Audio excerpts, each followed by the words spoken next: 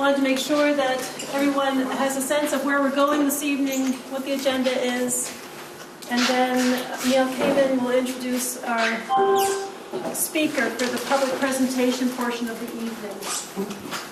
And welcome to those of you who are joining us on the phone. We're doing our best to get the presentation out by email.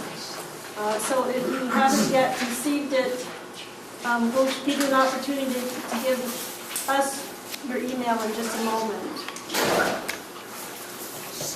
So overview of the format. We'll have Mark's presentation from about 5 o'clock to 5:20. We ask that you let him give his whole presentation because there's a lot of information and we want to be sure he has a chance to tell the whole story before we take questions.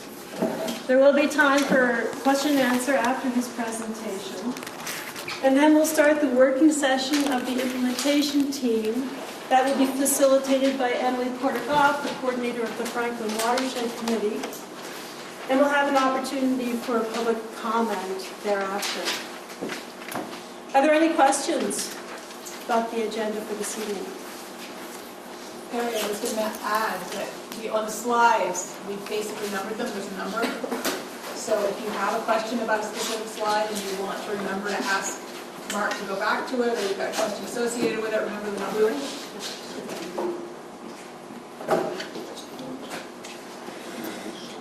All right. With that, I'd like to introduce Neil Kamen. Some of you may have met Neil previously. Neil was actually the person that developed the original TMDL for Lake Carmi when he worked for the Lakes and Ponds program. He then went on to be program manager for the Monitoring, Assessment, and Planning program, and he is now senior policy advisor for the Department of Environmental Conservation. So he's worn several hats related to water quality in the state. And welcome, Neil. Thanks. So good evening, folks. I won't be long. I want Mark to be able to address the topics of the day, but I just want to thank folks for coming out. Reintroduce myself to some of you whom I've seen before, many whom I've met over time, talking about Lake Carmi. I'm no stranger to this watershed. I came here probably the first time in 1993 or 94 when I did the first set of studies. And, I've worked on this lake for a good long time. And Dick, when he came in this evening, said, "You're going to tell me the same thing you told me 10 years ago?" And I kind of jested. I said, "Well, I'm 20." And I don't mean to be blithe about that. But I do want to bring up one thing that I was able to address to the Franklin Watershed Committee this summer when I had the chance to escort our commissioner up to see the watershed for herself for the first time. And that is that what's changed is we have a different set of laws, rules, and authorities that we have never had before. I want to get personal quickly and just say that I care deeply about the work that I do on behalf of you all here and every other surface water that I've worked on in the state of Vermont, which is a lot of them and for a long time. And I know that the conversations around Lake Carmi can get a little bit heated because people love this place and they live around here and they recreate here. And it has resonance for me too personally. It has resonance for us as a department. And so when we have these dialogues around whether the data's right or whether it's not or whether we're working hard or whether we're not, nothing personal. We are working as hard as we can given the tools that we have. And we have better tools than we ever have before in terms of rules for farming, rules for roads, all of it. Tonight we're going to talk about the phosphorus control plan, the TMDL. And I wrote that TMDL back in 2008. There's been some questions about it recently, about the validity of some of the numbers, whether some new science might cause us to re-look at the TMDL and question whether it's a valid document. My colleague Mark Mitchell here is going to walk through how the TMDL was built with a little bit of science background. But I'm just going to kind of fast forward to one piece of the end game of Mark's presentation, which is that no matter what the TMDL reductions say they need to be, we need to go out there and we need to reduce phosphorus from all the sectors of this watershed in order to get away from the bloom situations that we saw in October and November, which were horrendous and unacceptable. So the folks in the agency are working as hard as we are able to. We're here with you again tonight to tell you a little bit about the modeling. Afterwards, the committee will meet and talk about some of the forward progress that we're making. That's the best I can tell you. I'm not going to make apologies for, the fact that it takes a while and all that. I've been here and I've talked to you all about that before. So this is heartfelt. We mean to work in hand with you folks and to do everything we can to get phosphorus reduced in this watershed. So I used to do an awful lot of technical work and I had an awful lot of fun. And I put some of you to sleep talking about that in years past. So I'm passing the baton officially on this to my colleague Mark Mitchell. Mark is super smart. I had the opportunity to have Mark working in my program for a few years ago. He now has taken over my job as sort of the lead scientist for lake science for the Watershed Management Division's Lakes and Ponds program, Perry's program. He's a really sharp guy. I'm going to go ahead and turn it over to you, let you do your thing, and we'll take questions at the end. So thanks, folks.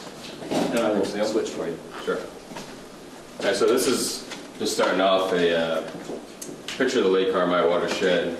This will be in the background for the rest of the presentation, but that way you get a good idea of what it actually looks like with our latest GIS information. This is actually from the A&R Atlas.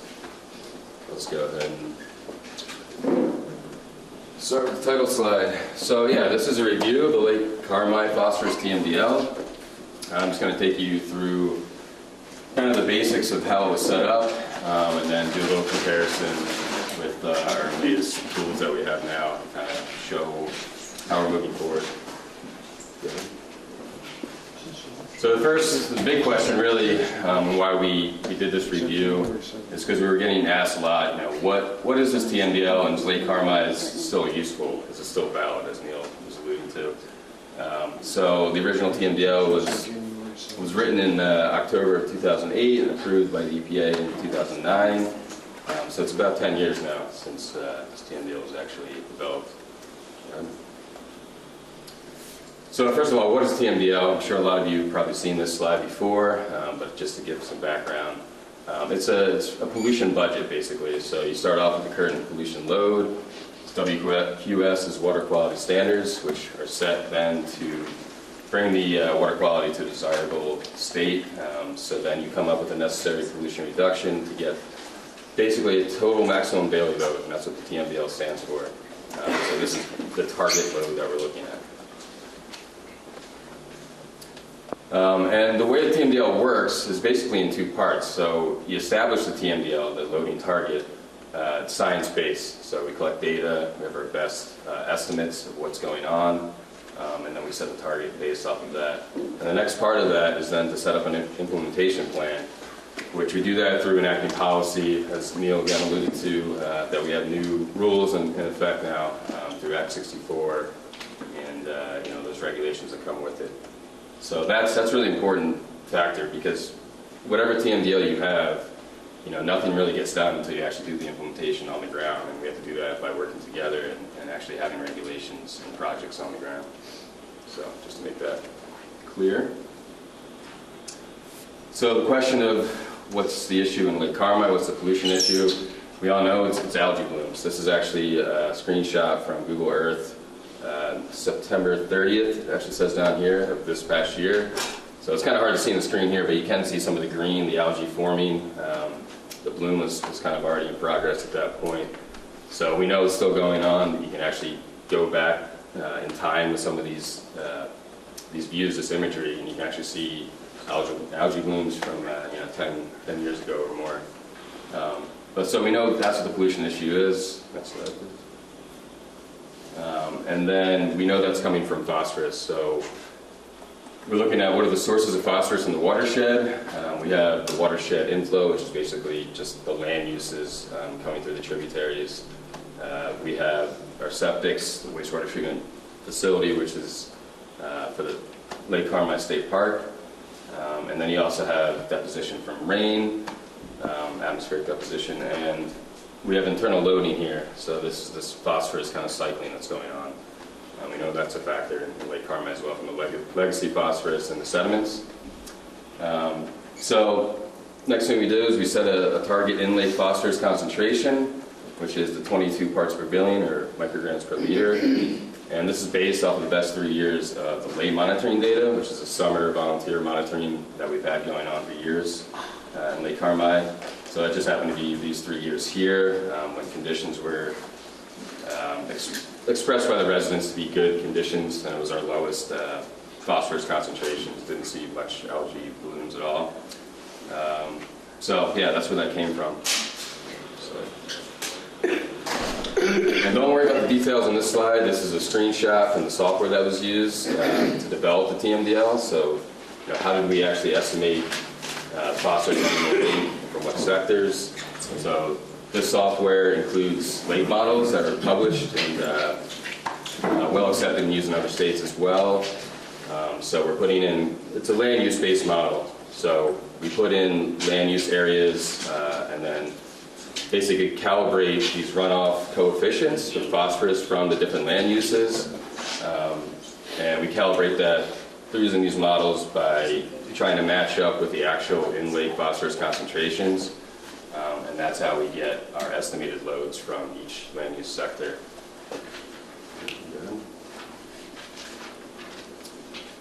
So from that, we come up with a pie chart here to break it up by sector. So this blue here is from the watershed, and that's by far the largest input. And we also have septic loads up here, this little sliver with about 15 kilograms. This is all in kilograms per year. And then we have internal loads, which is estimated around 100 kilograms per year. And then also from the Lake Carmi wastewater, the state park wastewater treatment facility, just a small fraction there. And septic loads, and here in this estimation, it's about 1% of the overall load that we estimated. So it's small, but everything has some influence. And so when we break out the watershed loads here by land use, these big chunks here are both agriculture, and that's definitely been the major source. And we also have residential use, which is sort of urban or developed use, land uses as well, which represents about 88 kilograms per year. That was estimated. And from there, we have wetlands, forests, natural land cover, and then also, as I mentioned before, atmospheric deposition directly to the lake surface. So that's kind of how it was broken down from the original model. Next slide. So now, what we've done in this review is to actually try to compare those original estimates with new tools that we have. And this is the Clean Water Roadmap that was developed as a tool for the Lake Champlain TMDL. It's available online, and it's using the most state-of-the-art data that we have. It's much more precise than the original land use data that we had from the previous model. And also, it takes into account soils and hydrology. So this is the way it works. Right here, I highlighted one of the watersheds, sub-watersheds of Lake Carmi, which is the Marsh Brook sub-watershed. And it spits out the numbers down here, which is hard to read. But this is just kind of showing you how it works. So that you actually get land use by area as well as by the kilograms of loads. And then when you actually click on one of these sectors, so next slide, clicked on cropland, just gives you an idea, and here's the different sectors that we have. So it's actually a bit more refined than the previous models. And so you get your annual load of phosphorus, the area, and then it actually does break it up too by different types of cropland, what kind of soils, clay, non-clay, soybeans, these kind of things. So it's taking a lot more information. So it's the best information that we have at the time, at this time. So see the next slide. And yeah, so before you get too caught up in the details here, the idea is we were trying to compare what the Clean Water Roadmap was predicting compared to the original model that we used for the Lake Carmi TMDL. So what assumptions went into that original model? Areas, acreages of different land uses has been one of the big questions. Has that changed? And yes, there has been some change. We know that agriculture is, for instance, reduced about close to 1,000 acres in land use, and that's reflected here. The Clean Water Roadmap, I should point out, is the orange. The original Lake Carmi TMDL is in blue, and this first graph is showing the area by land use. So you have agriculture, urban or developed land use, forest, wetlands, and the overall total. So like I said, some of the acreages have changed, or they were captured with more precise technology now from GIS data. So you'll see some of the urban land use has changed. That's also because we picked up things like roads, dirt roads, driveways, and then more land's been converted to forest. Kind of basically balances off the agricultural land that's been reduced. And so the important slide is, or the important graph I should say, is this next one, which is actually looking at the loads and comparing the two models by load. So you can actually see that although agriculture has actually been reduced in land use acreage, it's relatively about similar estimates of loading. That's because we have better data now on the hydrology and the soils in the watershed. And you have a little bit more loading from urban and forest as well because those acreages are now higher. So overall, that's the Clean Water Roadmap shows a little bit higher load, but it's still a pretty good estimate, and that tool is being used for the Lake Champlain TMDL, as I was saying before. So, one of the important things to point out here is the agricultural loading seems to be corroborated with the Clean Water Roadmap. And in general, I think these estimates are pretty good, because we have to remember that these are all modeled estimates of the best available data that we have at the time. So these aren't exact numbers, but it's the best information that we have. And it's good to see that two models are corroborated, when they've actually been created at different times. So, next slide, please. And then another question is, how do we account for any uncertainty in the development of the TMDL? And this would get at climate change, things like that. So that's what this margin of safety is here, and it's taken as 10% of the total loading capacity that was calculated in the model. So then you have this sort of load allocation that we're aiming to target, and that creates the overall load reduction of about 611 kilograms per year. So about 40% reduction in the total loads is what we're looking at. So next slide. So the next big part, that second part of creating the TMDL and then getting the policies enacted to actually do implementation. So how are we actually implementing the TMDL? What kind of projects are we putting in place, and how are those projects being implemented on the ground? So again, that's where the Act 64 regulations, the Vermont Clean Water Act, come in, and it's spelled out in the Missisquoi Bay Tactical Basin Plan, which is part of this Lake Champlain Phase 1 TMDL plan as well. And then these are also captured in the Lake Carmi TMDL action plan, which you'll see a little screenshot on the next slide.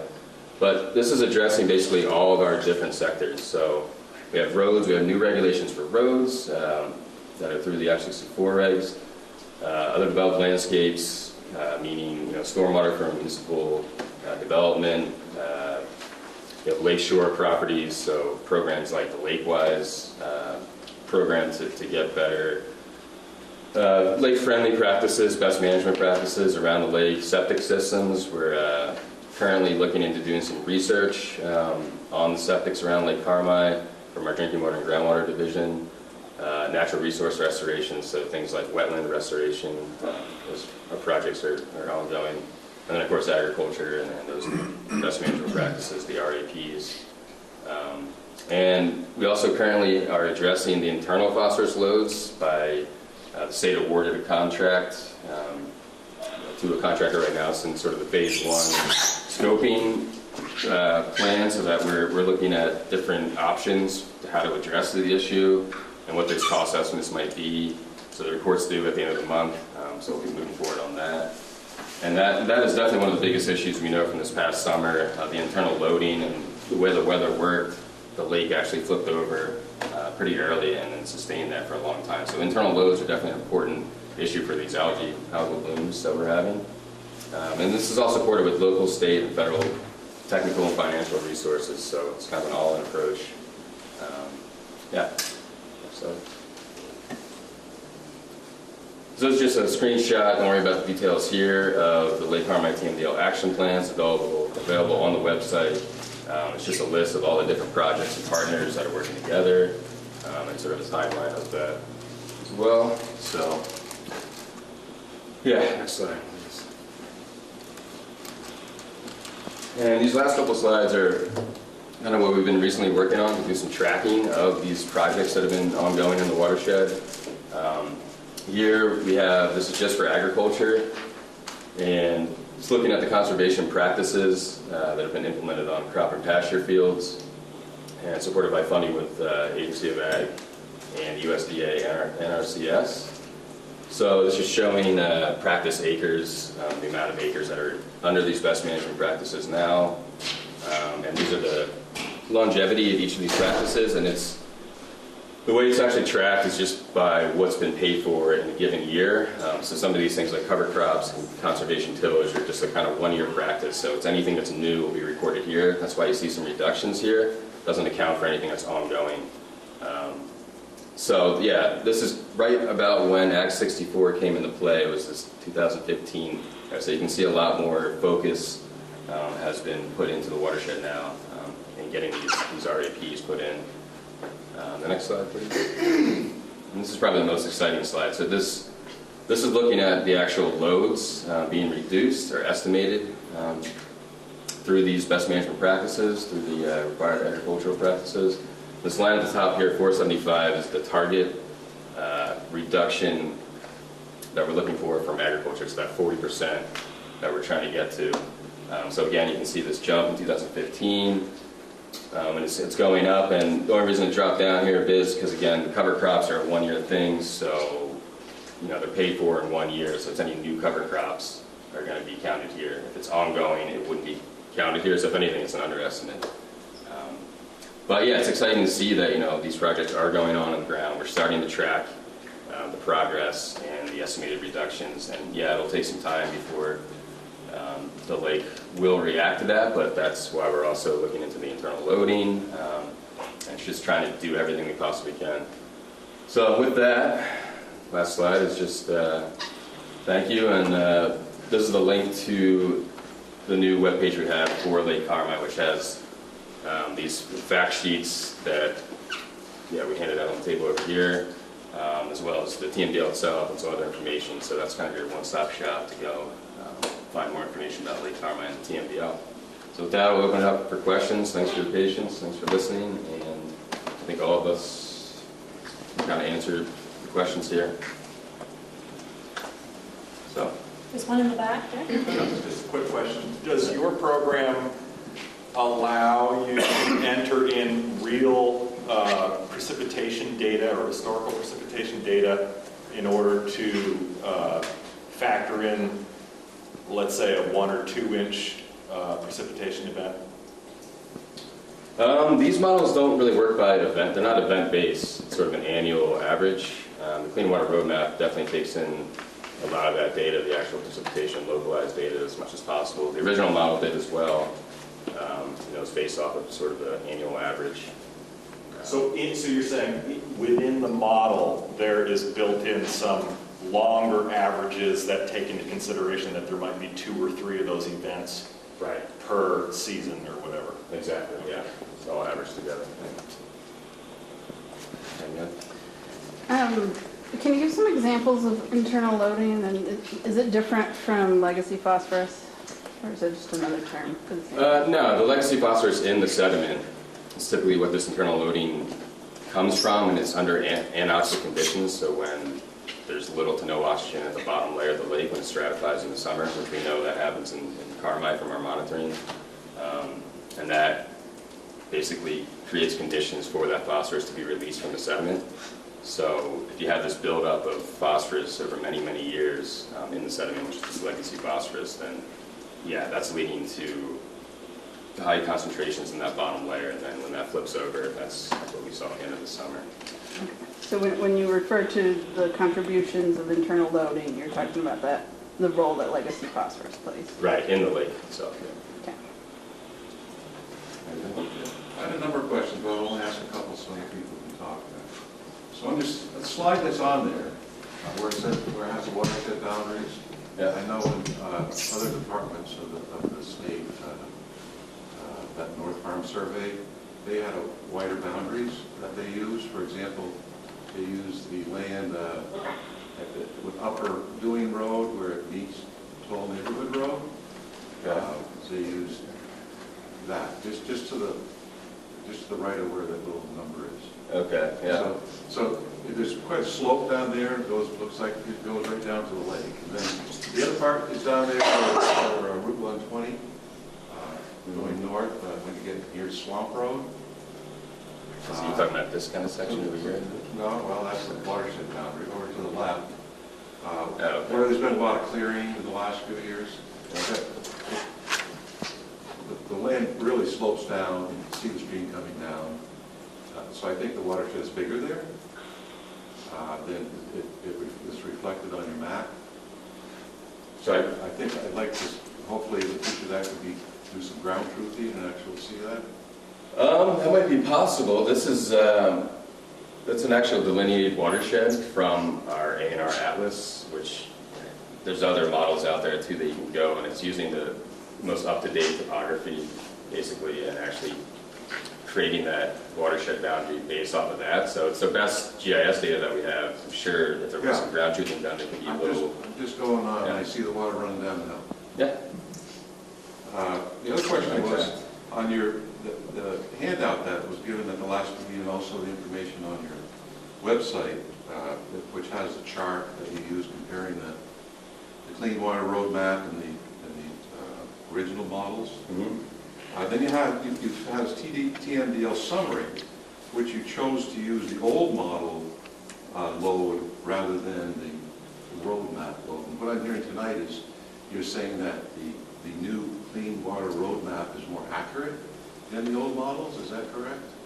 I mean, yes and no. It's using more up-to-date, more precise data in that sense. So if that's the case, then why did you choose to use the smaller load, 1421, and added 10%, and then said we only need to reduce 611, which is the 40%? If you use the totals for the Clean Water Roadmap, it's up to 1794 plus 10%, which is almost at 2,000. It's 1973. Right. So then we would have a higher reduction. Yeah, we're still using the original model for those numbers, and that's because that's the TMDL. We use the Clean Water Roadmap as just a tool. It's like to guide basically our actions in the watersheds. It's the same with the Lake Champlain TMDL. The Clean Water Roadmap is not the actual numbers that the Lake Champlain TMDL are going after, but it's used as a tool to target where we should put our management actions. It seems like your newest So it's a tool is more relative accurate than your old tool. You know, I think a lot of the land use data is there, but I think we're showing the relative comparisons. Neil, I don't know if you want to chime in on that. Yeah, so you're correct, Clean Water Roadmap is more accurate. And you're correct that the Clean Water Roadmap shows a higher load. But what we do about it, what we're doing in the watershed, whether it's Clean Water Roadmap loading estimates, whether it's the 2018 MDL estimates, we're still working on putting more and more of those practices on the ground, like you saw in the last slides. We're still working on the roads. So fundamentally, it's about quantification of phosphorus load reduction versus going out there in the watershed and doing stuff to reduce the load. Our focus right heretofore has been, and especially in the last couple of years, is let's dial in on doing the work in the watershed. Right, but tonight we're focusing on your model, so I'm kind of dialing in on the numbers. And on your website, which is the official website of the state of Vermont, you're using the lower load numbers, and I would think if the new numbers are more accurate, why wouldn't we have the higher load numbers so our goals are higher and we know we need to do more?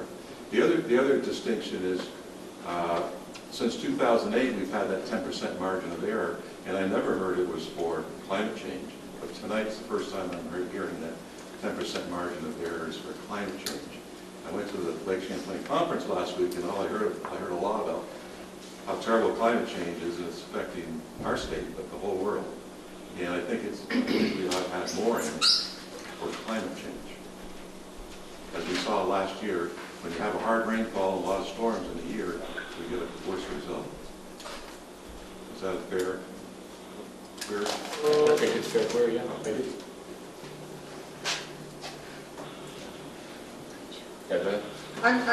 Can you go back to slide 7? No, first slide 5. Two more. Oh. Then I got the numbers up here, so it might be off. Yeah. So Is this old data, because you have on the best 3 years of lay monitoring, and I'm going, that's like 20 some odd years old. I kind of thought we had better data than that. Well, we're still collecting the data, but these are the best years, meaning the concentrations were the lowest in those 3 years, and it hasn't been 22 since then in our data. So what we're trying to do is, bring the lake back down to those conditions and those concentrations down to that level again. So these years happen to be when we both saw the data showing these lower numbers as well as the residents expressing, that they thought the conditions of the lake were good. And we had, just to add to that, Yeah. we used to actually, Forest Parks and Rec used to actually have surveys to show people's satisfaction with the parks or with water quality in the lake. We don't do that anymore, I don't. We do through the lake monitoring program, so. Oh, you do? Yeah, Okay. and so that was that's part of what- what All right, the sorry, state so was that's, based on. yeah. And I had one more slide, slide 10.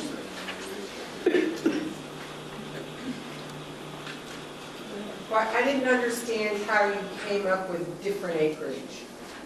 So that has to do with GIS satellite data that gives us these land covered data sets. So it's actually based and down this kind of small print showing the USGS National Land Covered Database. That was 2001. That was the best available data at the time when the TMDL was being developed. And it was also, there was some finer resolution that was done in the basin at the time, the Lake Champlain Basin, as well as in Carmi. So it's a little bit modified data, but the Clean Water Roadmap is using 2006 USGS National Land Covered data. And as well, it's also been refined down to a smaller scale. So you're showing both a difference in time of when that spatial data was collected, as well as a difference in technology. So the newer technology, the newer satellites, the newer interpretation of the data is showing a more refined, better, smaller scale, in a way, information.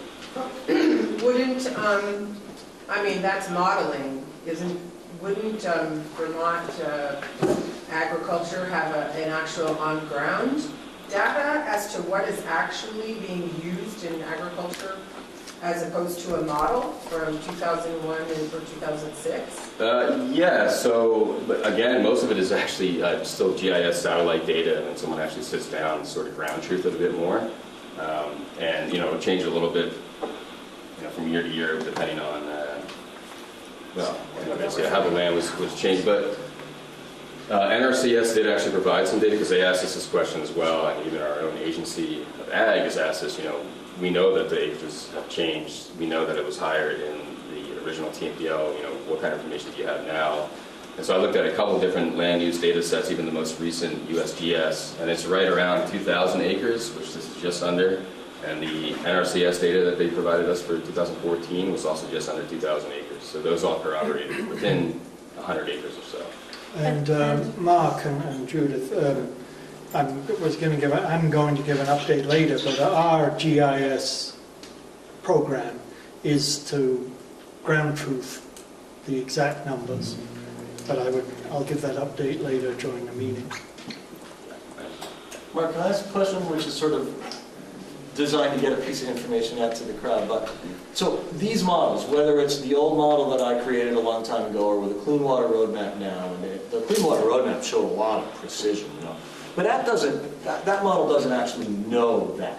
Right. For example, the model doesn't know that any one of the producers in this area has gone in and done practices, right? And that's an important point. It's sort of a difference between the modeling and then the tracking. Because it's the tracking that allows us to know what the folks who are growing crops in this land or dairying in this watershed are actually doing. And I think that's an important distinction.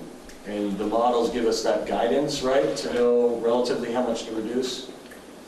But going out there and doing it is... Exactly, and that's another way to say it is that we start with this sort of base load estimates, right? And then from there is how we're tracking our progress to get to our target load, as opposed to changing it every year, changing to get a new base load. The idea is we're trying to track the overall load reductions by having that base starting there. And so this is just trying to corroborate, was that base load close? because again, it is just estimates. And it's a relative comparison. So, Dick, and then if anybody on the phone has a question, we'll give them a turn after Dick's question. Okay, Neil, does this take into consideration the farmers that are carrying manure into this area from outside of the watershed? You want to take it? I think you can take that one. Yeah. So the way these estimates work is they're derived based on land that's managed in a certain way. So corn land and hay land, right? So hay land gets manure application on a certain periodic basis in order to grow that hay, pull it off the watershed, and use that hay to feed cows.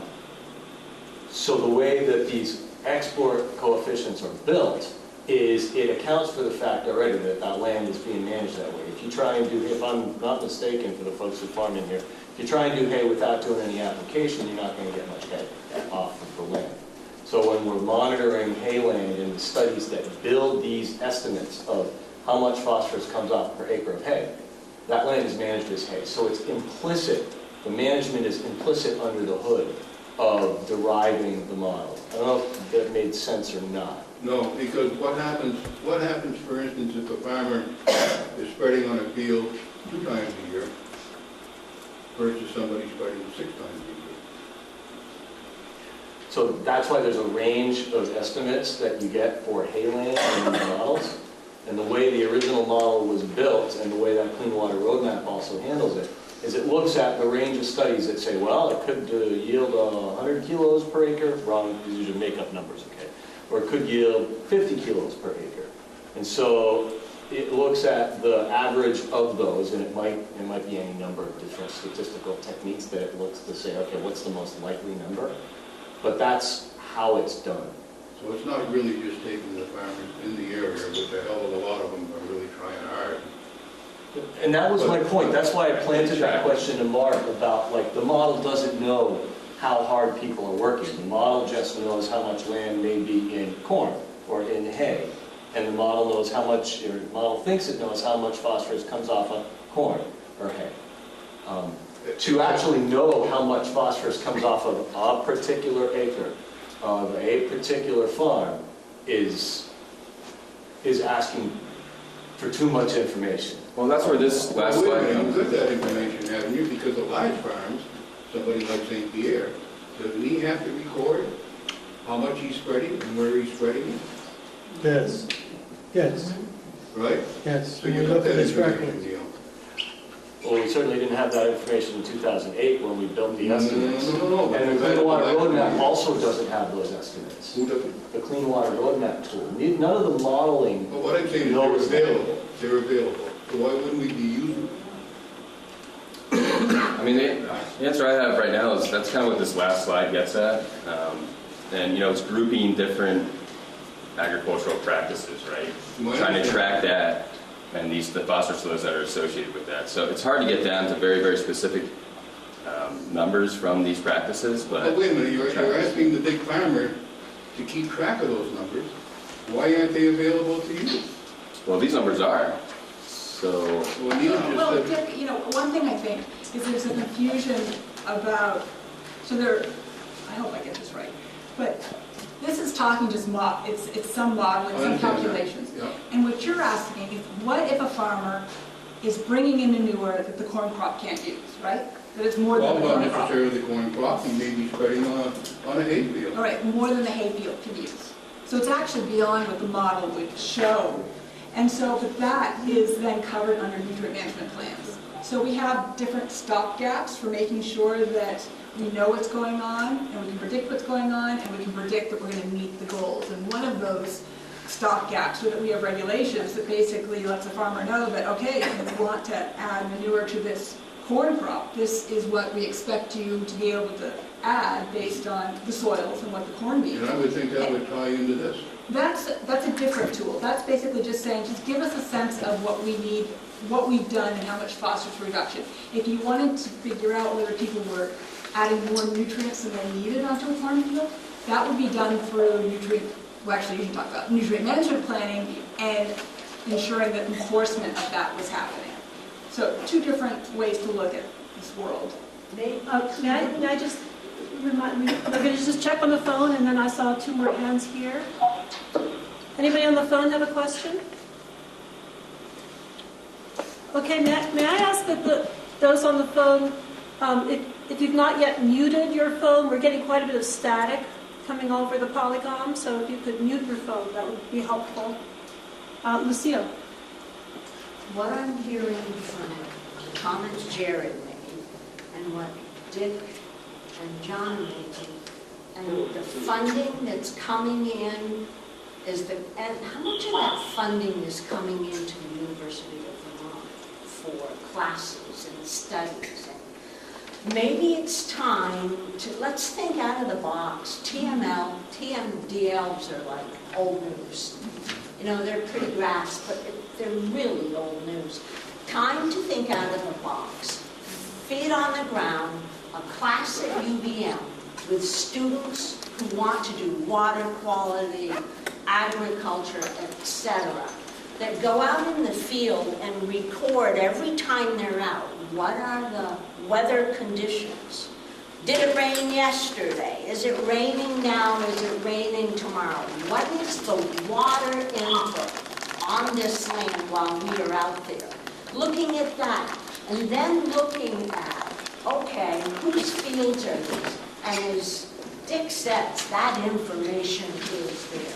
Whose field is getting this extra spread of manure, and where is it coming from, and who's bringing it in? And let's pay some UVM students to start following the tractors to and from the barns. How many loads? Let's really, if you pay someone to do this, if students could have free classes at the University of Vermont and do the footwork, you might really start finding out what the hell is really going on in this watershed. So I want to respond, and I see there are a couple of other hands.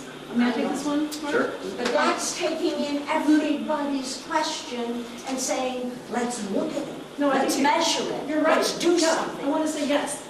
I agree, especially with the part about having people on the ground tracking weather conditions and then sampling what's coming down the street at that Well, the time. samples We may are- not be able to get to every field with those people that are on the ground, but what you've suggested is exactly what I think we should be doing this coming summer. And I want to be sure, Amanda, that did you catch that? Amanda is again taking minutes for us. She's from the Regional Planning Commission. Thank you, Amanda. It needs to be a class of 20 kids. There's John, and then over to you. So I think the last few speakers, including Perry, I think we all agree that since we have a laking crisis, we need to do more. We need to do more testing, do more studying. Everybody's saying they want some different things. I read other NDLs, and they have river gauges that determine the flow and the volume of the river. We need to do things not just this summer, but all four seasons, year round. As Dick Benson reported last week, you had a big snow melt, and you have a lot of erosion. You had a lot of stuff rushing onto the ice. So it's a year round, and especially this spring. I know I talked to Karen about the project, talking to the owners of the leased land, and informing them of what they could do to better their fields. And I think that could gain some traction. And I heard last summer, Carolyn House from your department, I got in my pile here, only 40% of the fields in Lake Carmi watershed have been tested for phosphorus. She's going to try and come up with a plan to get all the fields tested. So I think there's a multitude of things that we could be doing in the near future. So there are three things there. One more? Yeah. This is really, are we getting more than some other lakes? Yes, we are. But as far as I know, in terms of phosphorus, we're the worst lake in the state. So I think we deserve to have one. So, which of your questions, do you want us to address the gauging trips question? No, I should say that John's You don't report, have to answer mine, I think. John's report during the working session will address the Caroline Alves question. Neil and Mark together could address the gauging tribs briefly, and then there are 2 more hands. Those are going to be our last Yeah, our last questions, because we're going to need to transition. So gauging trips. When we built the TMDL initially, I did do some stream gauging. It was not a complete run at it. It is labor intensive to run stream gauges, but I think with the level of intervention that's going on in this watershed, I think it would be merited to put that gauge back in the marsh brook. Now, I want folks to understand that some of the other little tributaries that we have don't lend themselves to the kind of stream gauging that you're talking about from just a real-world, technical, can-you-do-it perspective. And I also want to offer that it's not simple to run a gauge during the winter in a stream as small as the Marsh Brook. The stream can go from being a block of ice, where you can't have an instrument. You know, there are several $1,000 instruments. If it's encased in ice, it's done. I see you're not believing me there. It's true. It can go from that to a raging torrent. I didn't suggest you do the gauging year-round. I only suggested that there needs to be things done more than just the summer season. I suggested that things need to be done year-round. So you kind of taking my words out of context. No, I'm sorry. I apologize for that. I do actually also think that we're seeing conditions play out later.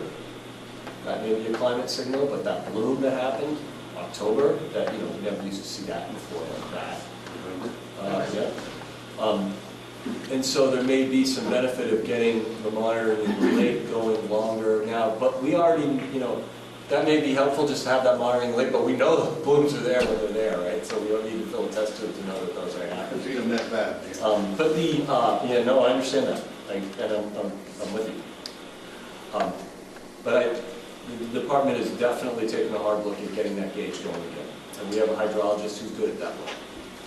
So we have, is that enough on that? I'll just say, to add to your question before, I mean, yeah, to gather more data, more information is always a good thing, you know, for as much as we can do. But still, the focus, you know, we think should be on getting those projects on the ground. You know, testing here, testing there. If there's nothing to really test for best management practices or things actually happening, then, you know, that's what we're trying to track our outcomes, you know, from is actually. No one's trying to stop you from doing it. Right. So we want to keep moving forward, and the focus is on actually getting it done on the ground. That's the only thing that's actually done historically, and that's kind of. I suggest you take one to do the other, asking for more. Yep. So back in the back and then up here. Well, we have camps on the lake too, and we want clean water, but you're not going to stop Mother Nature what she just did the last week. I don't care what you do down there, you're not stopping. And to answer some of the questions about manure, and John probably should know this, that these large dairy farmers are keeping track of manure in their tractor cabs.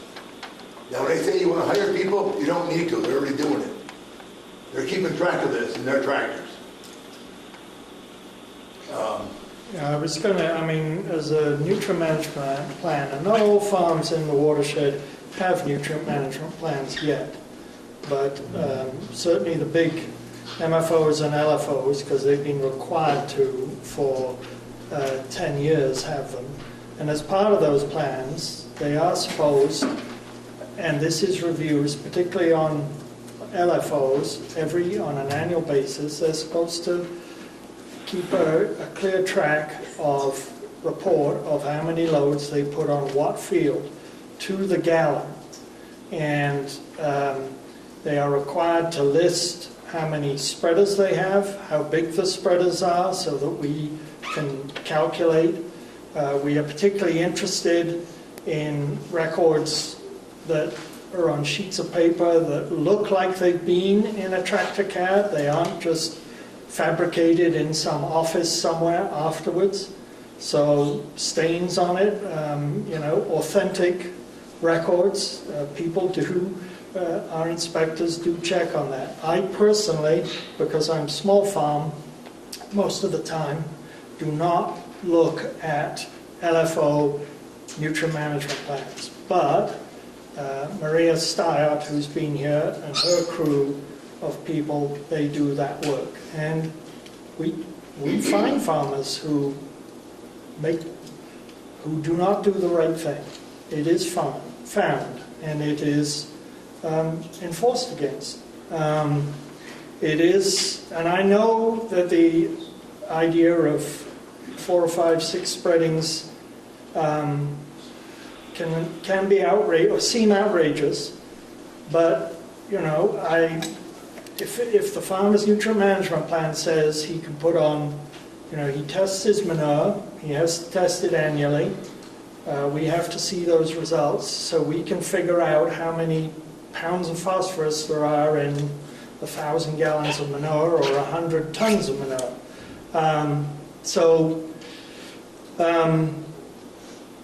I've just lost my train of thought. But anyway, you know, the nutrient management plan says, okay, if he's growing 4 tons the acre of hay, he can put on X amount of phosphorus for that 4 tons of hay.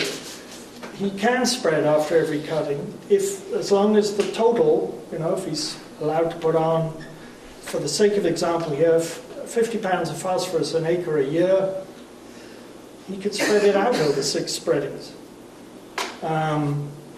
You know, and there are other rules. They do have to keep track of the weather, and they do that by going to the local NORAD weather stations, which give a pretty accurate figure of what rainfall is all over different parts of the state.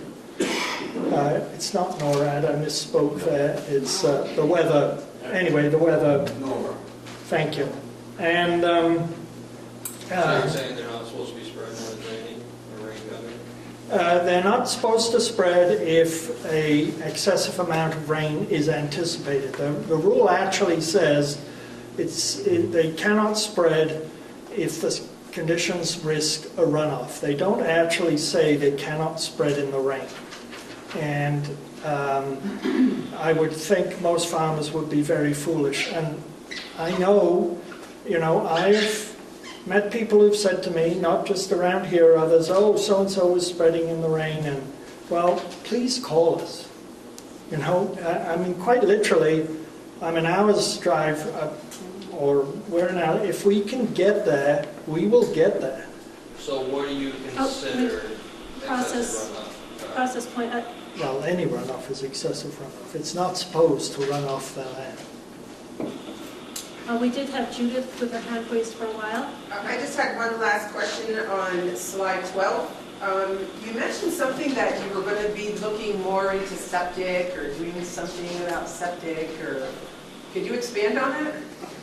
Yeah, we've been in talks with our groundwater and drinking water division about actually doing some testing in wells. There would be test wells actually that would be drilled in. We're looking for some volunteers, I think, actually now on their land to basically test in the sediment between septic leach fields and then the lake itself to see what kind of phosphorus constituents are in the sediment itself. Get a better handle on Is that going to be actual. this year? I would hope so, but it's dependent on funding, I think. Right. Yeah. No, he missed the grant, so. No, he's not doing that. Okay.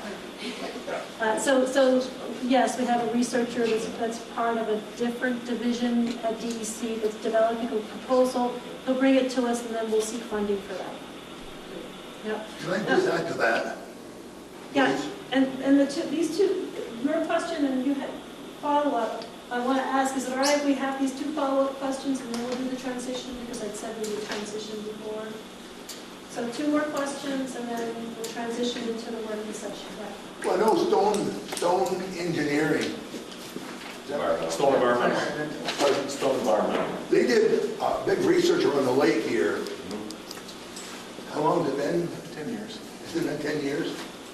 They didn't Yes. do any actual testing is the thing, so Okay, that's they what didn't we're do looking to the actually get actual. some real Okay. data from the soils. I thought they might have. And the study that they did is, he's actually using, the researcher I mentioned is using that as the basis for his proposal. So that's a good point. Okay. Yeah, thank you. And one more question here, did you want to? I was just trying to, you said, give it for people to call you, if you see somebody spreading in the rain. I was just asking if you guys had some sort of gauge of, just so people weren't calling you with a sprinkling out. I mean, what do you guys consider? What have you told the farmers? I mean, is it? We don't want to see manure running off a field. That's what we don't want to see. You don't want to see it, we don't want to see it. So if a farmer is spreading and manure is running off his field, running, Now, do you consider tracking out to the roadway during rain also part of runoff? I don't, When they're tracking it out into the roadways? mud, that is, that sort of gets into a different area because of what the state police can enforce. And I will be frank, because I'm sure you know this, the laws on that are not very strong.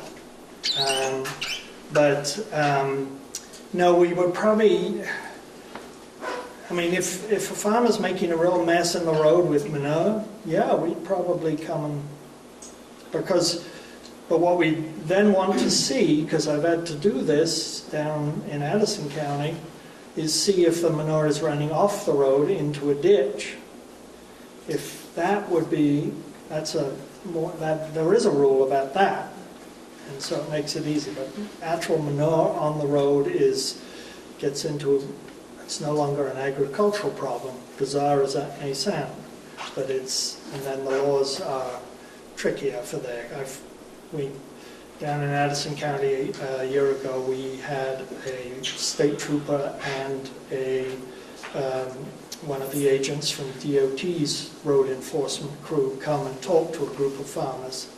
And, they basically said they have a lot of trouble dealing with that. They can only make someone clean up a mess in the road, whether it's a farmer or otherwise, if it actually causes an accident. But they also warned the farmers, particularly the DOT guy said, yeah, but then we can come and pull your trucks off the road and do a thorough inspection of those. And that happened to 2 farmers in Addison County last year, and it was a big wake-up call to all the other farmers, because it costs thousands of dollars to fix those trucks. Thank you, John. And thank you, everyone. Thank you, Mark, for a really good presentation. And Neil. As we transition into the working session, I wanted to recognize a lot of work that Jordan Geller, one of our Eco-AmeriCorps members, has been doing along with Mark on a fact sheet that's related to Mark's presentation, and we'll pass out copies of that, as well as answers to frequently asked questions. So as we transition, we'll pass out copies of these documents for you. I just one question. They had really nothing to pertain to this. However, I heard last week that the game wardens were out on the lake talking to the ice fishermen, telling them not to eat the fish. Have you heard anything about that at all? Yeah, Karen's been researching that. I'll do this and do that. So I know that comes under the health department. However, So I called Department of Fish and Wildlife, so I talked to Sean Good, and he said that, and then I talked to the head game warden, and he went and they talked to all their game wardens, and none of them said they had said that. okay. And they said, we wouldn't say that, couldn't say that, because that's under the Department of Health, that they would be the one to say don't do that. And so then I went to the Department of Health and found the fact sheet on Lake Carmi and cyanobacteria, and there they actually did have a recommendation. It wasn't like a mercury. I mean, there was a required limitation on meals of fish for certain people because of mercury. So this is just a recommendation that the guts get cut out and not used, and that clean the outside of the fish if there is actually a bloom. Should that recommendation be posted by the health department? Well, it's on the website. Yeah, but I mean around the lake. I don't know. So in other words, just so everybody's on the same page, there is no standing recommendation from the state of Vermont in any way, shape, or form that we do not eat the fish. Right. Karen, can I do one more thing on this? Sure. So, the thing that came up that I heard through my antenna was people were concerned about the cyanotoxins in fish. We're actually studying that. The Lake Champlain Basin Program is paying some really smart people right now to look at that. They got fish from the Missisquoi Bay last year. They're running them for mercury. That's all fine and good. We know about mercury. They're also running them for cyanotoxins because it's a really good question. We don't believe there's an issue there because the cyanotoxins The health department folks, physiologists believe they go into like fish liver, fish guts, but not fish muscle. But they're testing it to find out. Testing it Lake Champlain. Yeah, well, specifically in the areas where the cyanobacteria are intense in Lake Champlain, like Missisquoi and St. Helens Bay. Not Lake Carmi. No, but we can talk about that at a different time. The way fish accumulate contaminants is the same whether you're in Lake Carmi or Missisquoi. All right, so we'll be moving on to the working session portion of the meeting. And up first, we're going to hear from Karen, who's going to talk about some of the differences between the TMDL and the action plan. So we just had some discussion about, what's an action plan, what's the TMDL. And so I thought I'd just quickly, I'd 5-minute presentation, go through it. So it's the action plan relates to the TMDL because it's how the actual reduction of phosphorus happens to meet those phosphorus reduction goals in the TMDL. So the TMDL, you saw this, it establishes the target load. What's the phosphorus budget for the lake? We have too much. What's the reduction we need? And then it sets up implementation plan. It basically, what it's doing is it's basically saying, so we know that it's coming from ag, so we need some ag or practices that are good to address agriculture. Some of it's roads, so we're going to have to address some phosphorus from roads. So it's basically just giving us a sense of what has to go where. And then it gets adopted, signed. EPA basically has to agree with us that this is what the load is going to have to be. The action plan is a little bit more malleable. It can change. It's based on general strategies and this action plan based on other general strategies and other plans, but there are very specific actions to Lake Champlain, and it's revised as needed. We know what the goal is. We just have to and we know the general strategies for reducing phosphorus. We just got to keep finding those projects. So the Lake Carmi action plan is down below. Actually, you're going to start now with, we could revise it after the implementation plan was developed for the Lake Champlain phosphorus TMDL, because it provided so many other strategies that we could then, incorporate into our action plan. And with that action was Act 64, which actually then provided the regulations and resources needed to allow us to implement the plan for Lake Champlain. And the resources are more than enough because in some areas you have to actually reduce phosphorus by in the agricultural area by 80% and not just 40%. So we have more than enough resources in the watershed to address what we need to in Lake Carmi. So the action plan then is fed by the implementation plan. It's also fed by the ANR Missisquoi Bay watershed plan, which I wrote for the larger Missisquoi. And then we also have some additional plans out there, like the NRCS has the Pike River strategic plan. So all of the action plan and these other plans, like the strategic plan, go into identifying those projects that we can actually implement. So think of action plan as the specific actions that we can keep adding to as we understand where the problems are and how best we can address them. And a general outline is really best described by that implementation plan for the Lake Champlain phosphorus. Okay. And I think I'm just going to go on because we got other stuff to talk about. But in the fact sheet, there's a description of it as well. Unless there's a question. Yeah, what's the date on the calendar when we meet our goal? When we what? When we meet our goal. When we reduce the loading to the acceptable levels. What year? I don't think... Have we set a date? For the Lake Champlain, the Lake Carmi TMDL, yeah, do we have a date? That's what I'm asking. Yeah. All things being, all the projects that we've got, we have to figure out what a time frame is. What's the time frame? The original time frame would have been 20 years, so now we have 10 years. We're working hard with all of your help to accelerate that. My hope is 5 years. Okay. So 5 years from today, we should all think that we could be somewhat close to our goal. Yep.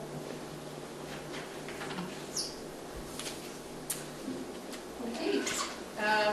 So now we'll be moving on to discuss some developments we've had in trying to better communicate what's going on with projects to the general public. So that'll be Karen and Jordan. I wondered if Jordan might describe the work we're doing on the website from DEC to start with. Didn't prime you for that. Do you want to? I can mention it a little.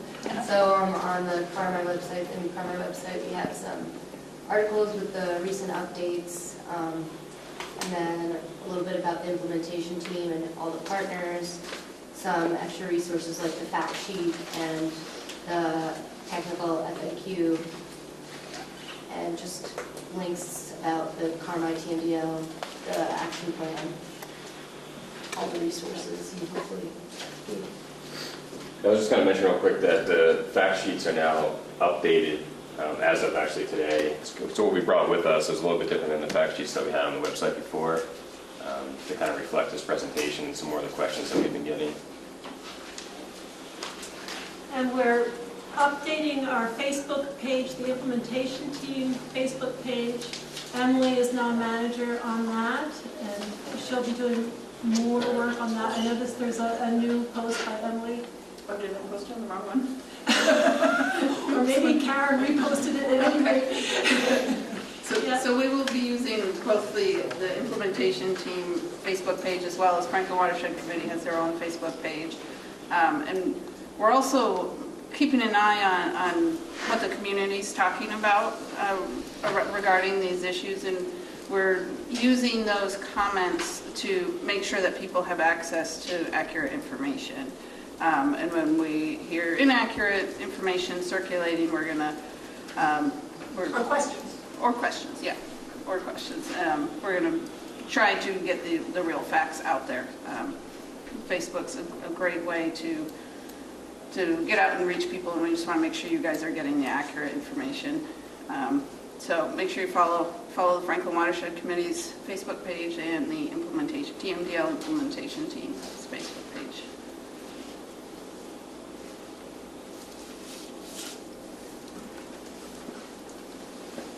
All right. So now we're going to hear from Perry about the in-lake phosphorus management scoping.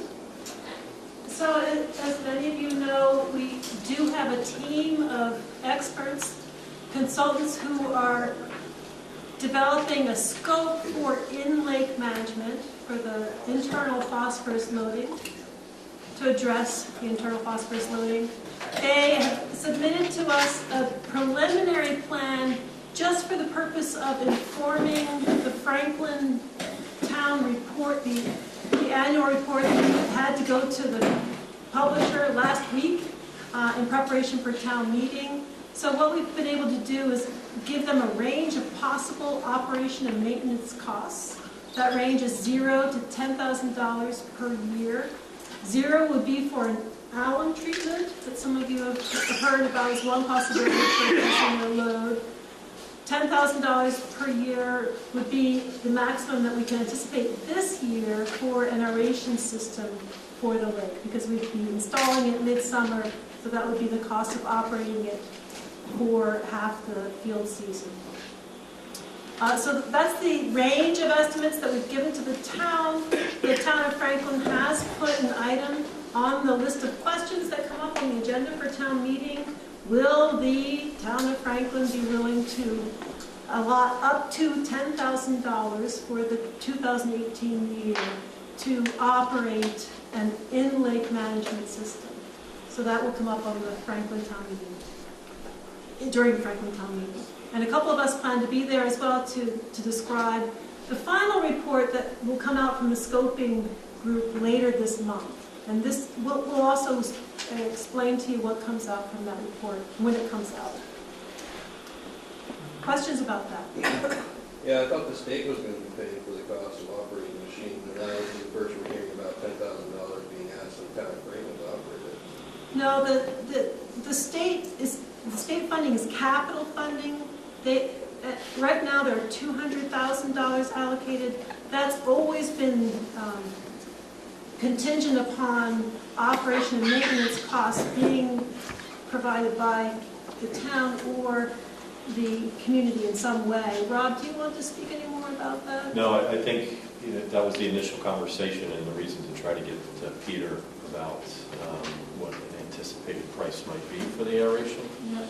But I don't think there was any final decision about where the burden of the cost was going to be, whether it was going to be Campers Association or the watershed or the town, split cost between all three. I think it was open for debate and conversation about where that was going to go. continued conversation. So if that burden can't be taken up by the town and watershed committee, then the states say you're on your own.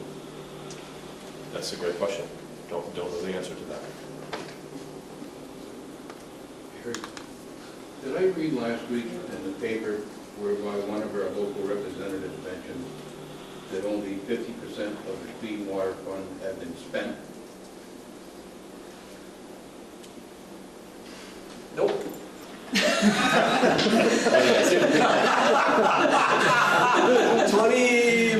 21 $million spending plan for this year, $17 million allocated as of December 15th, correct? And this representative had some fake news, right? Well, I would not, I'm not going to say whether or not the representative had fake news or maybe hadn't seen the report that the legislature requested, but unless I got my numbers incorrect, those are the numbers. I'm not positive the exact numbers, but there is an investment report that was just published by DEC that summarizes all that clean water funding.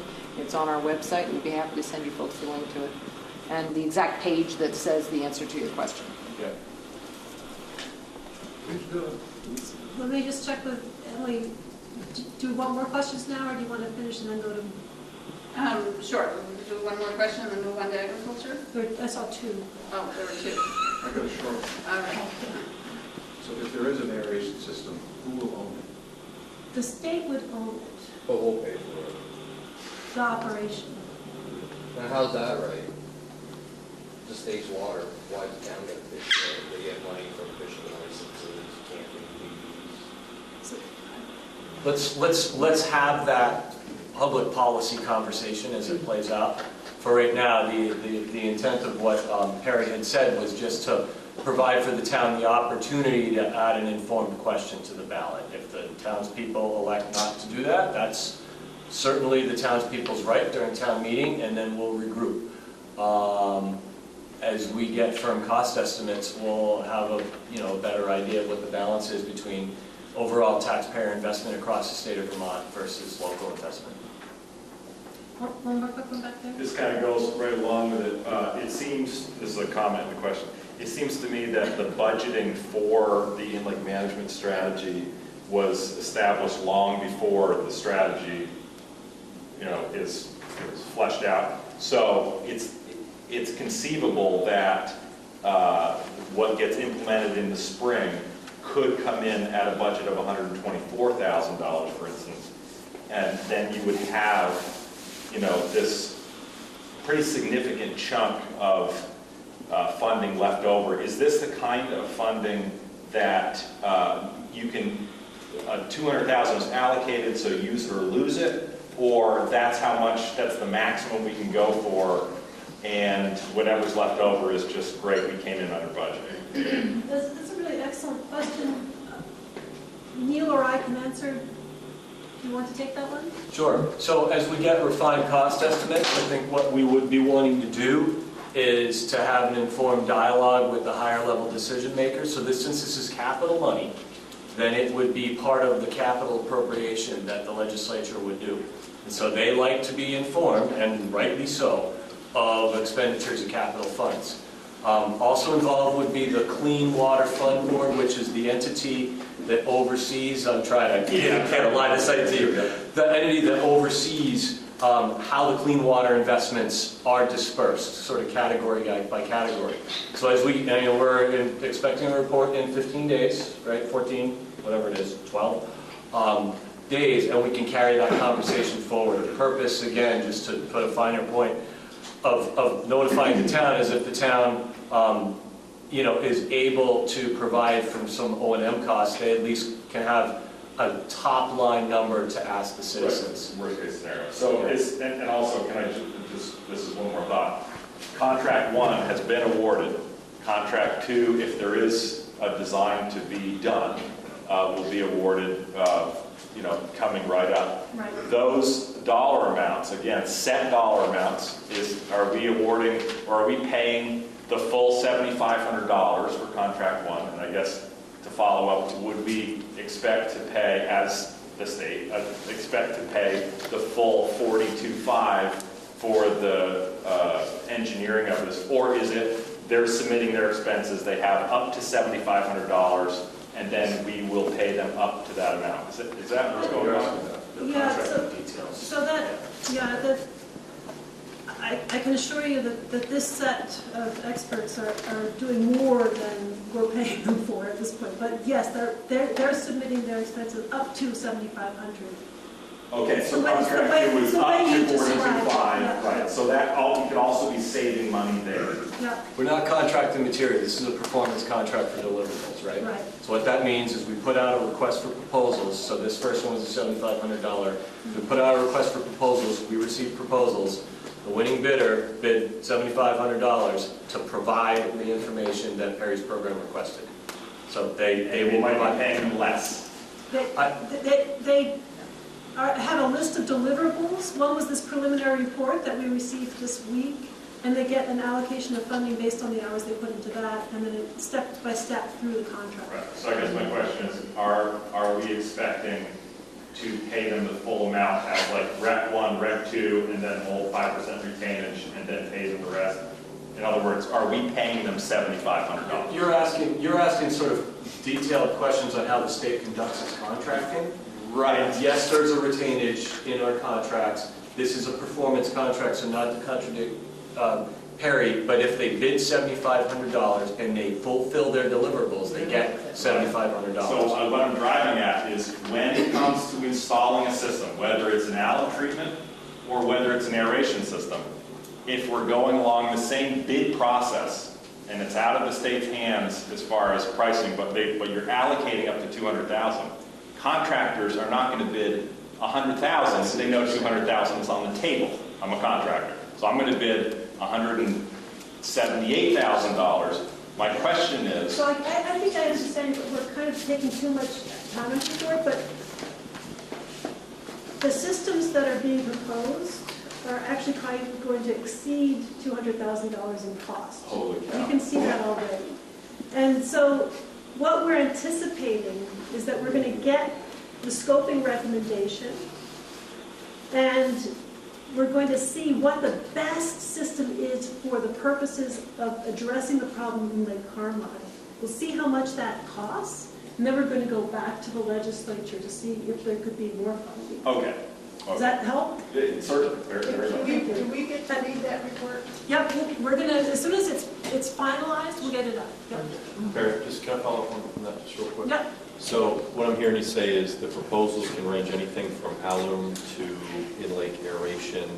Do we envision that there would be other potential avenues that might be explored, or are those basically the two types of things? Those are the two families of Okay. things that we've got.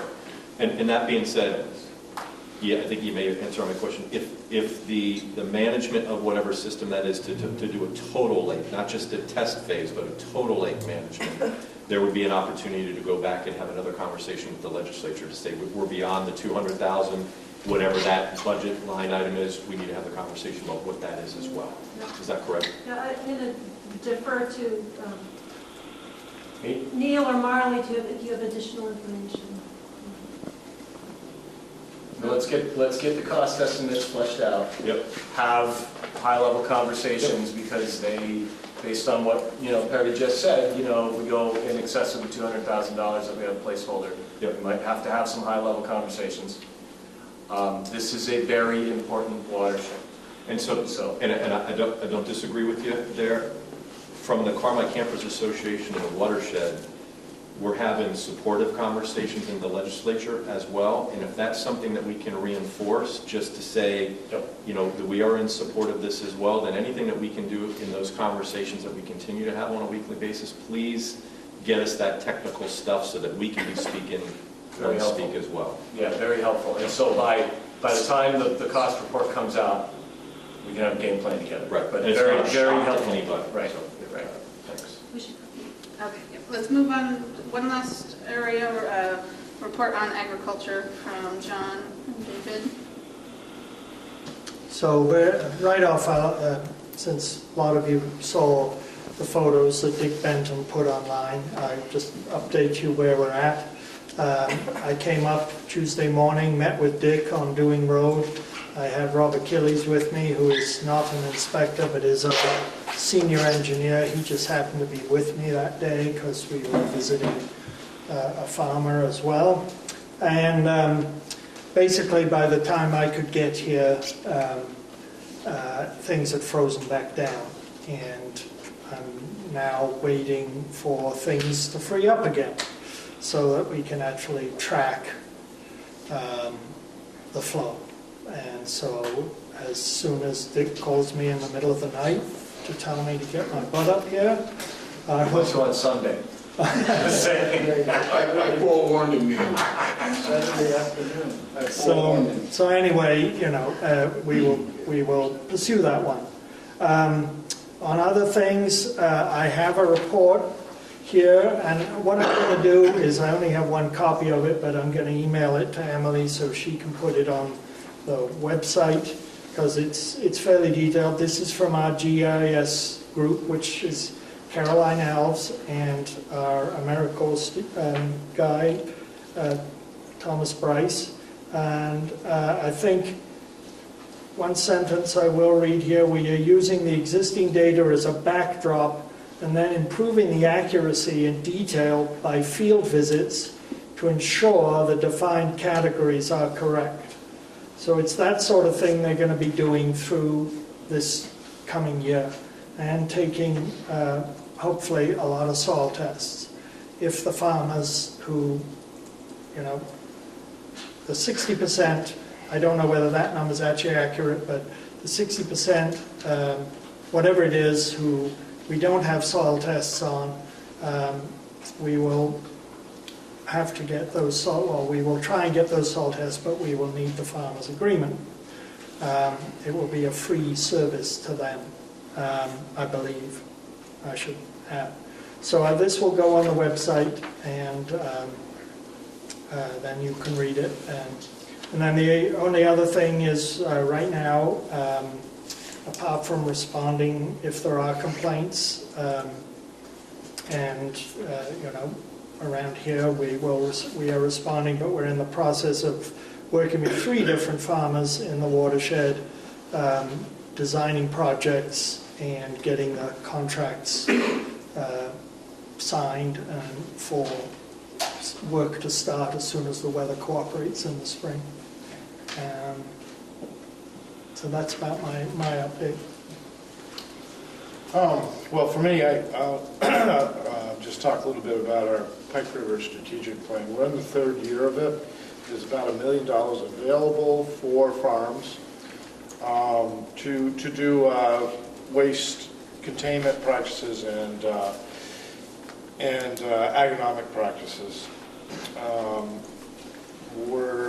This time of year, we're accepting applications from farmers to hopefully get some of that financial assistance out to them in this watershed. We're also working on a cooperative agreement with UVM Extension, so I'm hoping very soon that'll be approved, and we'll be going out with the Heather Darby and her crew from farm to farm to farm, talking about these opportunities and how those practices could benefit them. We'll focus a lot on the nutrient management, the types of tillage, cover cropping, crop rotations, and field buffers along streams. And all of these practices have some financial incentive to install, and so hopefully we'll be able to talk with really every farmer in the watershed and give them that opportunity personally, and hopefully many of them will take advantage. Yes, Sean. I noticed on the slideshow that cover crops, there's a lot of acreage done in cover crops in the watershed in 2016, but a lot less in 2017. Since cover crops aren't mandatory, they aren't required by they're not a required practice, they're voluntary, excuse me. Right. What do you think the future is of people cover crops? I think I think we'll see more of it, and you know, Pete, Oh, sorry, I didn't mean to interrupt. oh, it's okay. Just, I mean, John, a lot of the reduction in cover cropping this was a very challenging season. Right. So by the time a lot of them had taken their corn off, they could not seed cover crops. They had missed, and this was nature. You know, generally in the last 5 years or so, it's been pretty rapid. We've gone from about, and this is statewide, but I certainly know it's improved in the watershed, but we've gone from like 5,000 acres of cover crops to over 20,000 acres of cover crops. So it is expanding. Farmers are seeing the benefit, and I'm sure it will continue to expand. It's something they like. They see what it does to their soils and see what it does. So, but this year was a very challenging year. Right. The predictions are next year, or this year now, sorry, 2018, it's going to be a very dry year. So we may have a whole different ballgame. What crystal ball are you looking at? I also just want to note on that particular graph that the cover crops that are listed there are the ones that were paid for with state or federal funds. And since these are an annual practice, they're only counted for 1 year. It doesn't mean that the cover crop wasn't done for future years. That's one of the challenges with the way the accounting is done, is that it only accounts for what was paid for in that particular year. The cover crops will probably continue past that and not able to be tracked simply because we didn't pay for them, the farmers did. Right. We, you know, we only provide incentive for a certain number of years for them to try the practice and hopefully adopt it. Once it's adopted, then we're not involved anymore. So they wouldn't be reporting their acres to us because we're not making payments on those. So they may still be doing cover crop on those acres, but just not reporting to us because they've gone out of contract. So my understanding is the program is for the 1 year, you can get 1 year and then that's it? Or? No, you can actually get up to 5 years of cover crop. And then the funding's going to run out soon for your program? Well, yeah, it's basically it's a 5-year plan. We're in the 3rd year of it. So we're in the last year of the really high dollars, $1 million plus. The next 2 years, we'll start to see that funding decrease until it goes away for the watershed. However, that doesn't mean the farmers can't access financial assistance. There's still going to be money in the Champlain Basin as a whole. But the advantage of doing it now while we have money specifically earmarked for the watershed is that they're only competing with farms in the watershed and not farms throughout the whole basin. So at $1 million, if they've got a good project, then there's a very good chance that they'll get funded. Once this project goes away, then it may be a little bit more difficult to get money on the farm. So maybe they'll be convinced it's worth their funds to do on their own. Right. But, you know, with things like cover crop and no-till, you know, what we've been finding is that after they've done it for 2 or 3 years, you know, if it fits their management, they just begin to do it on all of their land. And I think we're going to see those practices increase in the future. Same rules apply to buffer zones? Excuse me, for what we would do with a buffer zone is we would pay for the seeding down, and if we do trees, that sort of thing, we pay for all those materials to get it established. Once it's established, then it's just left alone and left to do what it wants to. So a farmer would really, in our EQIP program, through this strategic plan, would get a payment once that is established. Now there is another program, just to confuse things, but there is another program where a farmer, if they want to give up even more land on each side of the brook, can get payments, rental payments up to 10 years. But they have to be willing to give up quite a bit more land. And if I could just clarify, it's not completely accurate that cover crops are not required. There are places where cover crops are required. And I'm not going to try and explain where they are because I know I'll screw it up. John, maybe you can do it exactly. But the details of what are in the required agricultural practices and where cover crops are required, where buffers are required, is very clearly laid out on the Agency of Agriculture's website. And I believe we have links to those on the Carmi website also. Yeah, it's tied to frequently flooded soils. Was there another question back here? I got kind of a two-part question. We're concerned about the phosphorus in the water in the lake. We're trying to prevent it going in. Now, some of these outlets are filled in a little bit. Why can't we get that cleaned out? Because we're not going to stop it. Mother Nature is going to make it go in the lake.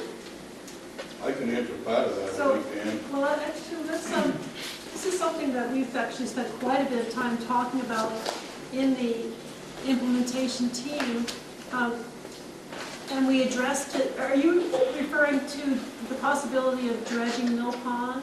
Well, I don't say much about Mill Pond, but there's certain areas that's filled in. Why can't it be cleaned out? That stuff holds a lot of bad stuff.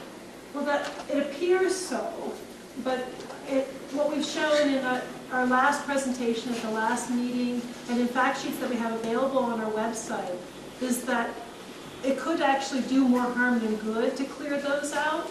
And I don't know if, Mark, you want to explain the reasoning behind that. You were involved in those conversations in detail.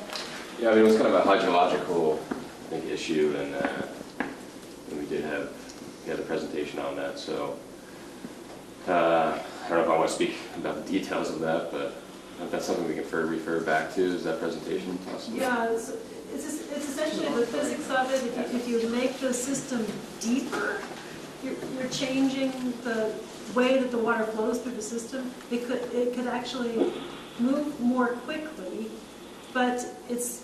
You want to help me out here? Sure.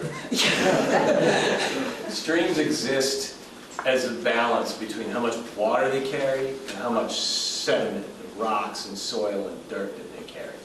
And if you take out all the dirt, what it means is the water's got nothing to move along, which means it's going to increase its speed, it's going to increase its velocity. And when it does, it's going to erode the stream banks worse.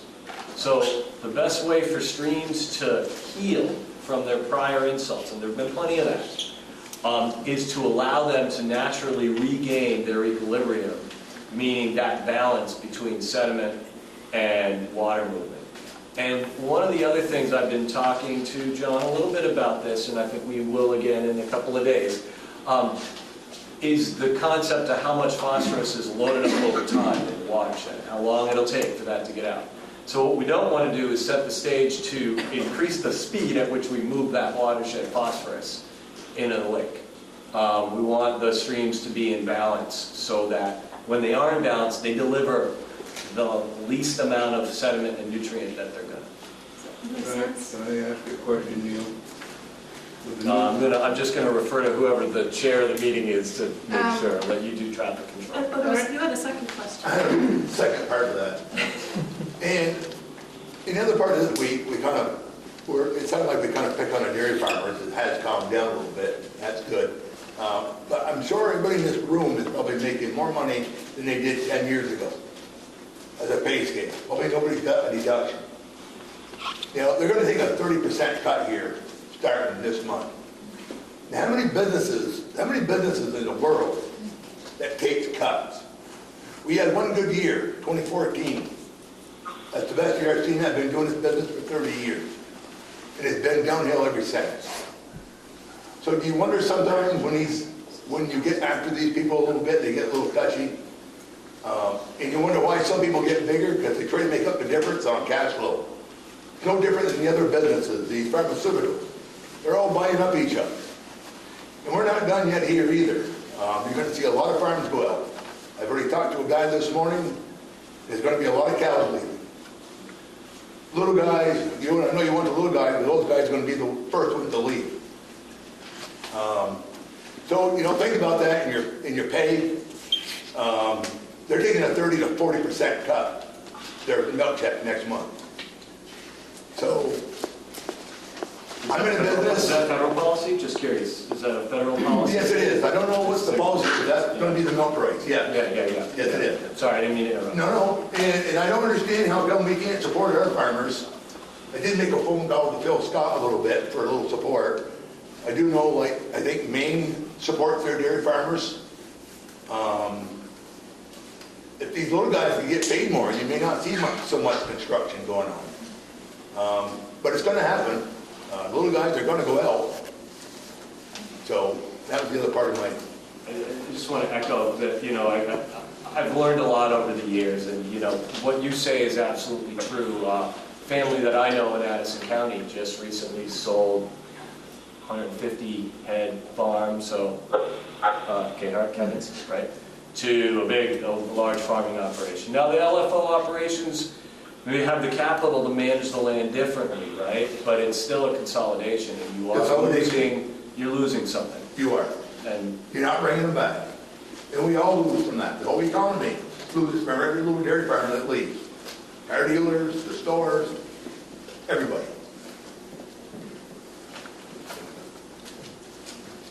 Okay, should we open it up to public comment? Is there anything else from any of these? Question there, okay. Yep. Okay, I'm looking at this more from a business angle, okay? I mean, there's been a lot of science going here with all the experts and everything else. And you brought up a very good point about the farmers. They're going to take it right on the chin with the milk prices and stuff. But you start adding up all these different grants and everything everybody's talking about, studies and aeration costs and everything else, and you bundle that together. And I'm not saying farmers here are going to be warm to this idea, but there might be a price tag where on this farmland where we can go lease it and lease the property, and then basically where they could probably make more money than it would be having to sweat out all the summer and doing the manure spreading and all that. Because has anybody done a cost-benefit analysis on this to know what the bottom line sticker is and what it's costing the state? They're asking our town for $10,000 and all that, and these guys are, some of them are going to go bankrupt. You know, the guys that are milking cows out there. I mean, why can't we look at this, take science aside, and look at it from a dollar figure? How much money are we bundling here? And is there a figure on 3 farms or 2 farms or something like warm to the idea to say, hey, I'm getting a lease paycheck that's making more money than it is for me to do all this cropping and all these subsidies and everything else? I don't see that coming, and I think that's very important. I think it's something that's been missed here. So. I talked to John last week about that, right, John? Where the state has in the past bought up some land, of course, for the farmers being agreeable to it, but bought up some land, paid the farmer for it, and did basically what you're saying. Yeah, I mean, I don't know if there's a number that would make people knee-jerk and say, hey, I'll do that because I'm getting a nice big fat check, and maybe I can use some kind of soft practices that are more compatible than what we're trying to do. It may be an all or nothing thing, but I'm sure these guys would be willing to work with something like that unless they just don't want to do it. But I mean, I think it's something that should be rolled out and think rather than taking this from a science approach and all your, you know, TDMDLs, what you call them, and everything else, and say, hey, because you look at your map, your aerial maps, your GPSs and stuff like that, and you said there's like 1,000 acres. We already know that agriculture is a main source of the phosphorus runoff. And I think the way that we can kind of snip it in the bud really quick is that we can come up with some type of lease agreement where we can have even better control, or basically, they have like another program is for bobolinks and stuff like that.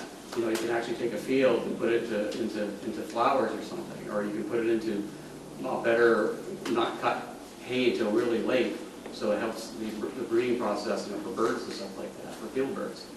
I don't see any of that. I just see a whole lot of science and a whole lot of money, and I just don't understand this stuff. There have been discussions over the years, and there have been very unique programs that have bought up land in very unique situations. And, you know, I've been involved both when I was a farmer and was a board member of the Vermont Land Trust, you know, having discussions about this, about buying up farms, because there are certainly some barns, maybe not in this watershed, but in other watersheds, that were built right next to rivers and streams because that was the convenient place. They needed water. They needed water to cool their milk before there was coolers and refrigeration. And now those farms are they're a problem for water quality. But the sums of money that are being talked about that are needed are substantial. And the sums of money available just haven't materialized. But those conversations have been going on. They just haven't gone anywhere, unfortunately, rightly or wrongly.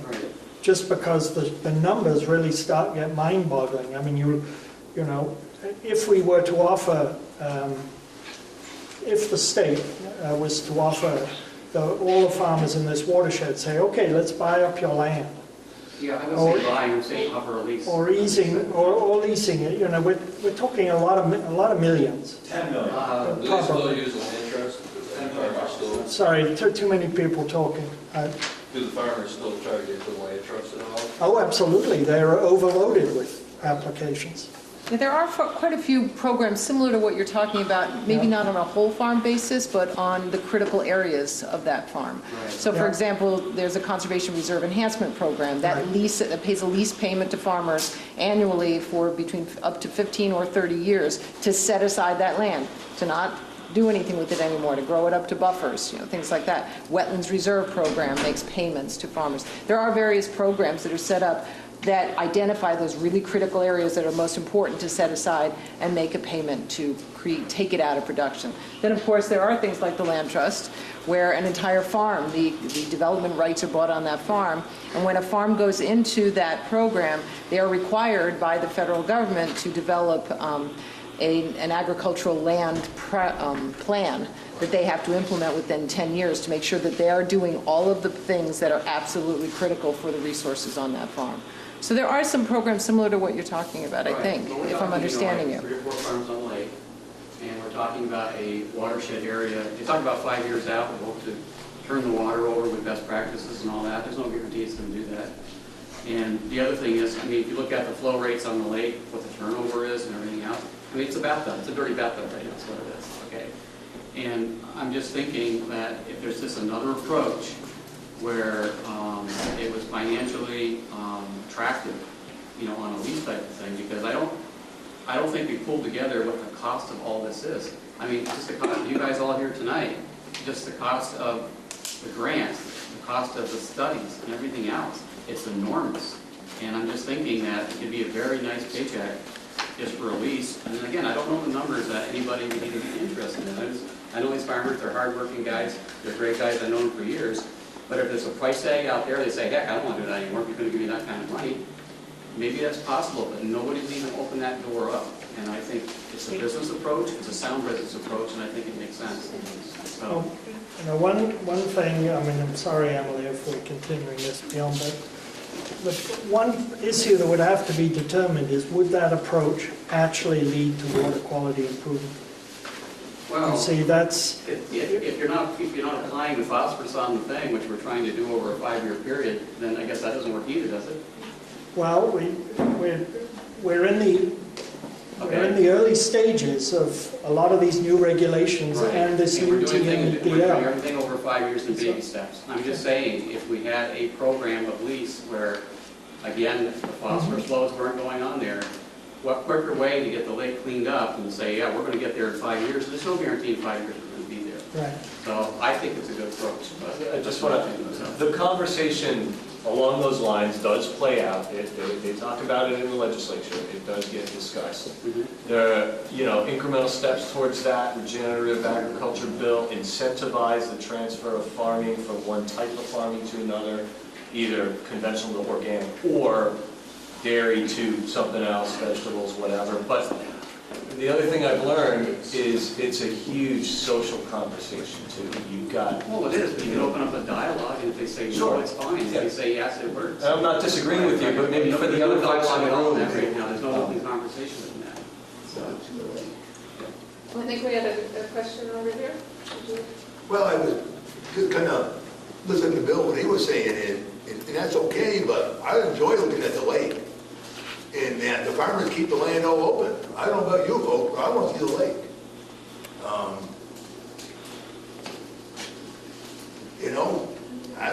go back to organic farming. That dropped $8 a hundred. Everybody said the state, go organic, go organic. I don't see very many profitable organic farms today. But if you want to see the lake, give them all more chainsaws too. There you go. No, but you know what I mean. Neil? Neil, I got a little counter to what you just said on the erosion. For 47 years, we've used that dam down there, taking the boards out, in the summer, in the fall, whenever it was necessary. Old Art Davis, when he was manager of the state park, the minute that lake started to turn green, he would send somebody down there with a down himself and pull those boards. Right now, we are using the Lake Carmi as a filter. Believe me, we're using it as a filter. October 1st of this year, I thought I'd be smart.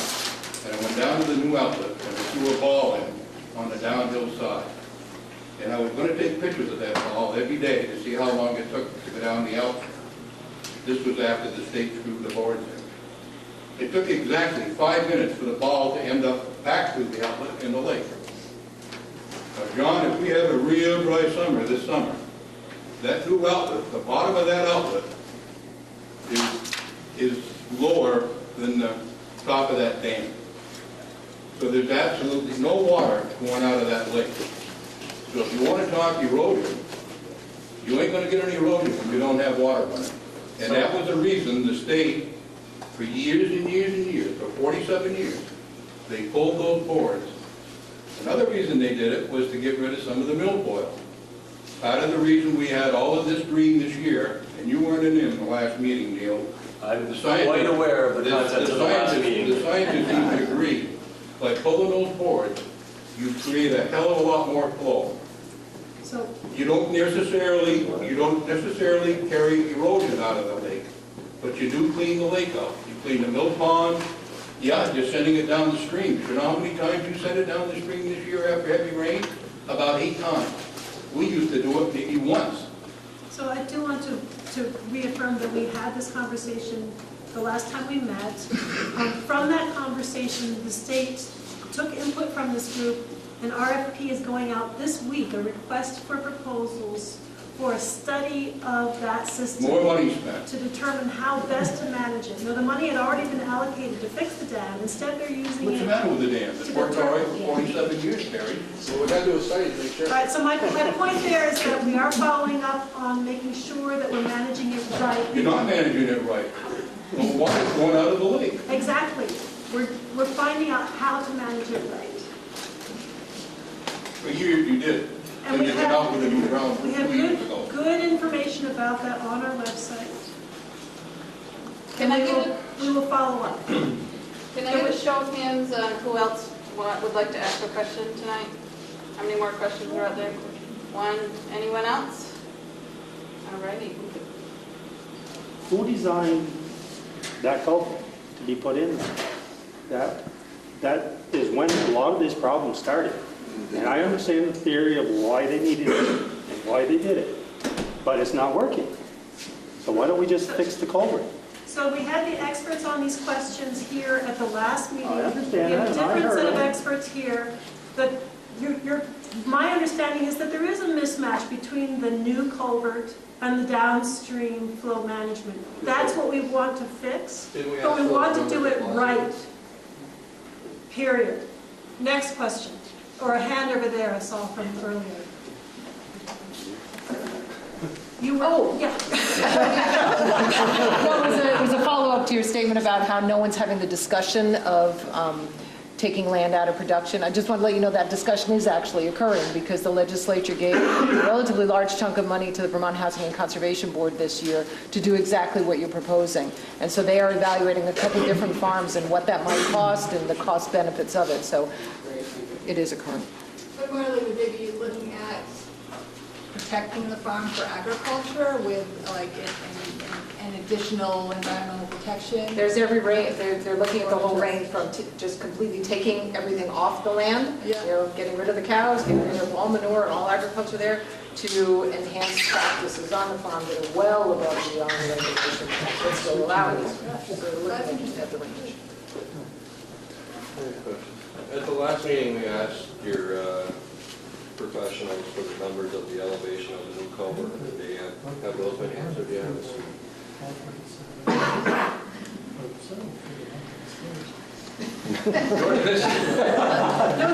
You were asking for the culvert at Teddy'sburg, elevations of the invert and the dam. They were supposed to get those numbers for us because they're... Yeah, I'm sure we can get you the, I know I can get you the dam number tomorrow. I'm not sure about the culvert base invert level, but. Because that was the issue last month, and hasn't been addressed, is that, yes, you've got the dam number, but the bridge wasn't, that culvert bridge, there's some question. The base elevation, what is the base elevation? And that's what we want to know. And one of the guys who runs a construction company that's on our board said, hey, mistakes get made when these get put in. And it's not out of the realm of possibilities that it isn't at the right elevation. And the scientist that was here said, yeah, that's probably something that should be ground truth this next year. I'll check something with Karen. So the stream off engineers have the invert elevation for the new crossing structure, right? Well, they would have gotten the design and approved it, so. Okay, the design. Yeah. Right. That's what they got it from, and that's important, but nobody knows for sure. That hasn't been ground truth. Yeah. And then I know where to get the elevation for the dam still, because Yeah. those guys work for me, so. Why don't we just try and get that information and put that stuff online? That information's been known for 40 years. I think actually, isn't there a marker down there that says the elevation? I used it when I gauged the outflow. But the same consideration has gone to the new culvert. Good place to put your new monitoring system in there. See how much water's going out of there. So my watch says 6:48. Yep.